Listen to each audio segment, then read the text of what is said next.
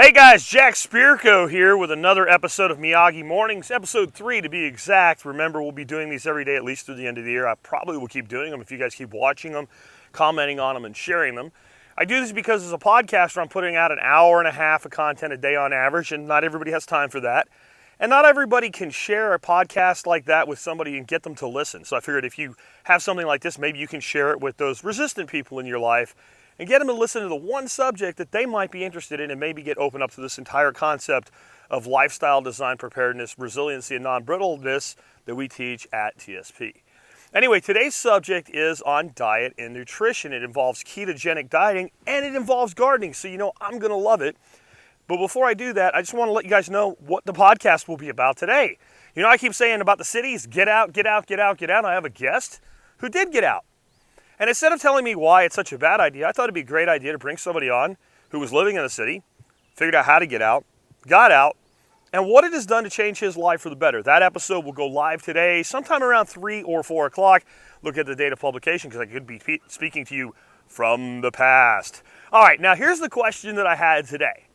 It was simply put, Jack, now that you are ketogenic, and I am, that's why I'm nice and skinny in spite of this big giant jacket that makes me look like I'm not. Now that you're ketogenic, do you still grow vegetables and things in your garden that are carbohydrate crops and non-ketogenic? And if so, why? Now this person's smart. They watch my videos. They've seen me go, look at all the sweet potato. Look at the giant orange squash the size of my entire leg. Pure in flesh all the way down to the bulb where the seeds are. And they know the answer to this question is, yes, I do. I still grow carbohydrate crops. Oh, do I hear the keto SWAT team about to come steal my keto card away from me? No. Here's why. I don't quote a lot of Star Trek stuff, but I do quote this one quite often. Only the Sith deal in absolutes. I live a ketogenic lifestyle, and because of that, my hands are not fat anymore. According to the AMA, I should just keel over and die any second of a heart attack. No, that was likely to happen when I weighed almost 280 pounds, and it looked like my wedding ring was going to cut my finger in half, whereas this winter, I had to stop wearing my ring until I got it resized because it fell off into my pond, and I was fortunate that I could recover it because I'd lost so much weight. And I think I look pretty good. So ketogenic, to me, I agree with Dr. Ken Berry when he says it is not a fad diet or the ketogenic diet. What it really is the proper human diet. We lived for most of humanity walking through the woods, hunter-gathering, and if we saw something moving that we could club, stab, or beat, or in some other way incapacitate, cut open and consume it, and all of it, its flesh and its organs, which were rife with fat. That's what we did. It made our brains bigger than any other species on the planet, and it made us into the human beings that we are. It's only about 10,000 years ago that we started shoving cereal grain in our face because there's nowhere in nature that you will find a wheat field or a barley field or a potato field. However, as we walked around, we occasionally found a tuber, and we ate that shit. Or we occasionally came by a tree full of figs, and we ate those. They didn't store well, right? So we didn't have huge stockpiles of them. The lifestyle that we led really didn't lend itself to having huge stockpiles of anything. Maybe little caches of survival rations, okay?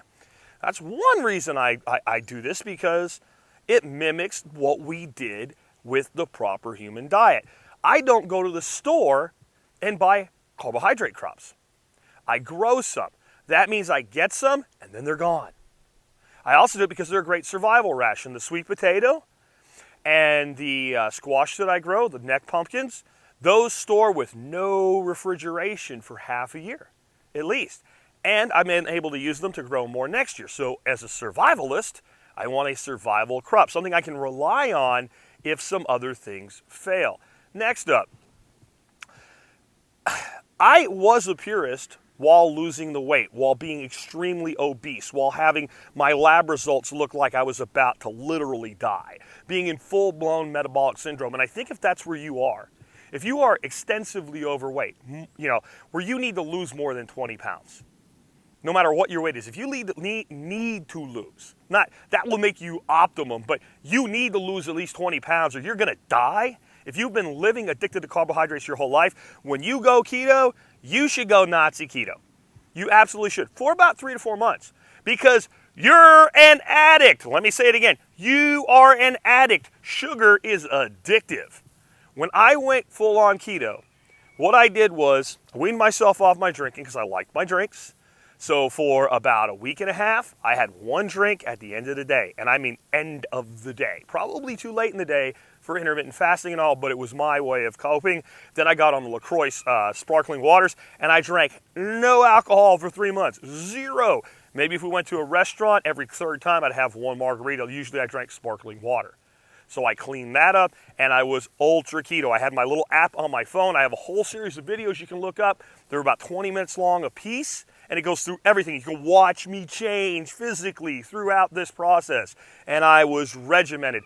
I tracked calories. I tracked macro and micronutrients. I tracked everything. I tracked the amount of water I drank. When I made my dinner, I pre-programmed it into my app and made sure the macros were right. And then I did it. You know why? Because I was an addict and I needed to break my addiction. Now, if you just would like to get a little bit healthier and you realize the keto is the way to do that and you go keto, you can do what I do now right from the get-go.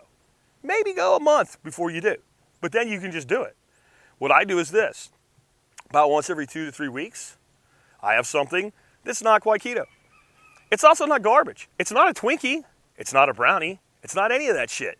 It'll be something like a purple sweet potato. And I do it more in the winter than I do in the summer and the spring and the fall. And why? Because when we were hunter-gatherers and the game got a little more scarce, that's probably when we relied on it. So much like the hunter-gatherer might have been going along and eventually found a tuber, yanked it out of the ground, threw it in the fire and roasted it and ate it, that's what I'm doing.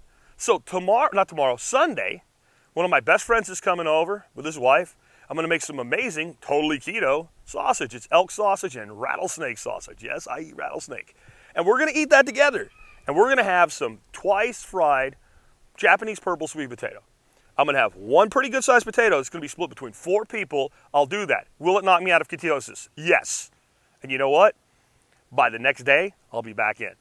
And I won't do it again for several weeks. So that's the why, the rationale, and what's going on. With that, I hope you enjoyed this. Please share this. If you know someone that could benefit from the ketogenic lifestyle or benefit from my philosophy of lifestyle design, share this video with them. Please put it out on all your social media platforms. Remember, you won't find me on Facebook because those bastards censor content. You won't find me on Twitter because those bastards censor content. You want to know where to find me?